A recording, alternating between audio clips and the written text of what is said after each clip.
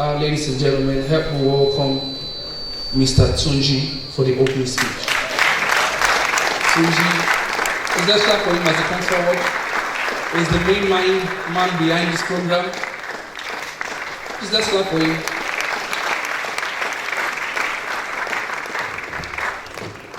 Hi, hello, good afternoon, everyone. Good afternoon. How are you all today? How are we all today?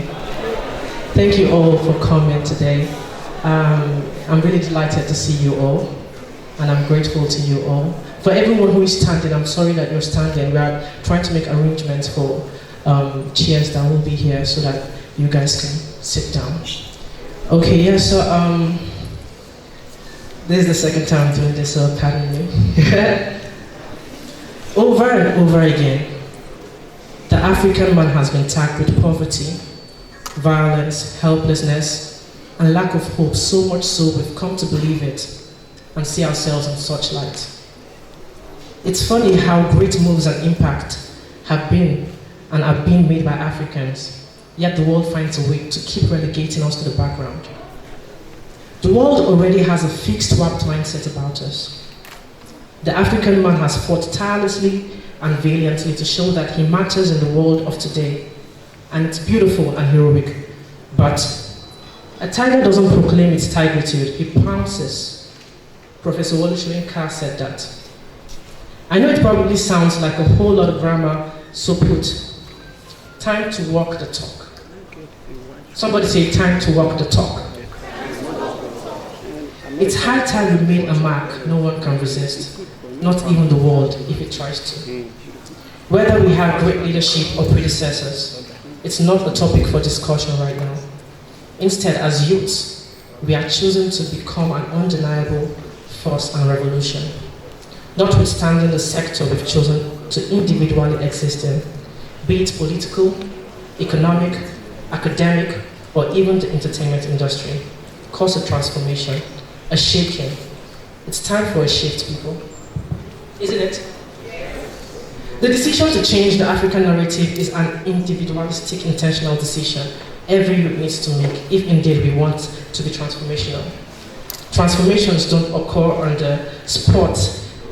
They are cultured and cultivated till it becomes a nuclear reaction, and everyone is caught up in the transformation process. It's therefore necessary for us as youths to have individualistic visions, goals, and aspirations that fit into the bigger picture of changing the African narrative. But listen up, it all starts with baby steps. Yeah, I did say baby steps. Okay, let me lay this down right. No one is saying the picture of your vision will be vivid and clear straight away, because it is really. It's beautiful to want to make big changes, achieve great goals, but you've got to start small. I know you've probably heard that a million times over, and that's fine, but that's why I need you to carefully listen to the next thing I'm about to say. Between the kickoff of a dream and the actualization of that dream, there is a limbo. There is that space, there is the middle, and trust me, there are very, very few things that are sweet in the middle. In that middle exists the actual process to achieving these goals. It's very important for you to enjoy the process, as that's where the bulk of the work exists. As an entrepreneur, the process that exists between every project or mini vision and the bigger vision is something I cherish a lot. I've always wanted to showcase the African excellence and diversity, as this is something I personally admired and wanted the world to see. In my third year in the Federal University of Technology, Akure, during a short strike in 2016, I decided to start a TV show to showcase the gifts and talents the African youth possesses. I had some of the biggest television networks in the world in my reach. The most amazing scriptwriters in Africa worked for me. In fact, in that year, I received a call from the president of Zimbabwe, Thailand, and of course, USA. Donald Trump asking that I join the National Congress of How to Lie. Did anyone get that right? Donald Trump asked that I join the National Congress of How to Lie. So everything I just told you right now was not true. Well, everything I just mentioned just now was not what happened. Look, naturally, I wanted to start a TV show, and I would have appreciated it on a large scale nonetheless. but I'll wait probably all my life for the right time to start if I was expecting to find the right time.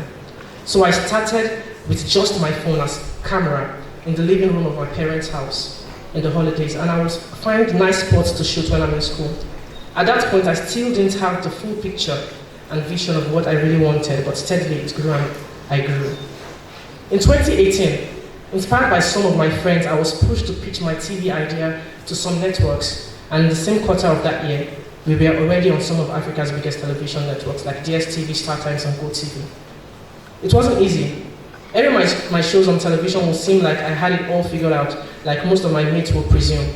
But there was a process, and you can't, I repeat, you can't deny the process if you will attain sustainable success. Because I took one step towards my vision, several things led to another, but again, only because I was okay starting small. Until you are contented with starting small, you might never really start anything.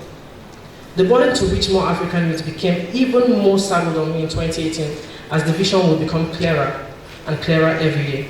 As I continued to work on my dreams and my visions, again, no one exactly has it all figured out all the way from the beginning. But along the line of consistency and staying in God's way, I and my team were able to reach out to thousands of young Africans every month. And by 2018, we were already sponsoring young people with millions, even though we seemingly had nothing. But the will to see the vision actualized was there, and so there was a will. In February 2019, I had my first deal to work with BBC UK, a far-fetched reality from where I started. The small boy using phones to record, now the small boy on TV, again the small boy talking to you.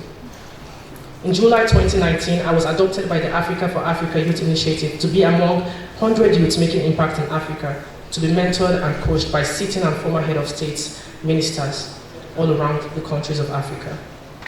It's been a pretty long ride and I'm still in the process of figuring out the vision, but it's better to be in the process than sit and wait till the vision processes itself. There is a great need to let African youths of our time and the generation know that there is more to them than the structures and patterns of this world only lets them see. Africa's greatest resources are youth, and that's you and I. And until we realize that, you and I play a role in transforming Africa to the Africa we will want it to be, there's nothing much that will change. In the course of this conference, you will receive insight, guidance, and inspiration that will propel you for leadership and global impact in the world today. You will receive an alignment of vision and a restructuring of mindset. I look forward to hearing your great exploits that will emanate because you were here today. Again, I say welcome to WEinspire Conference 2.0. Do have a great time. Thank you.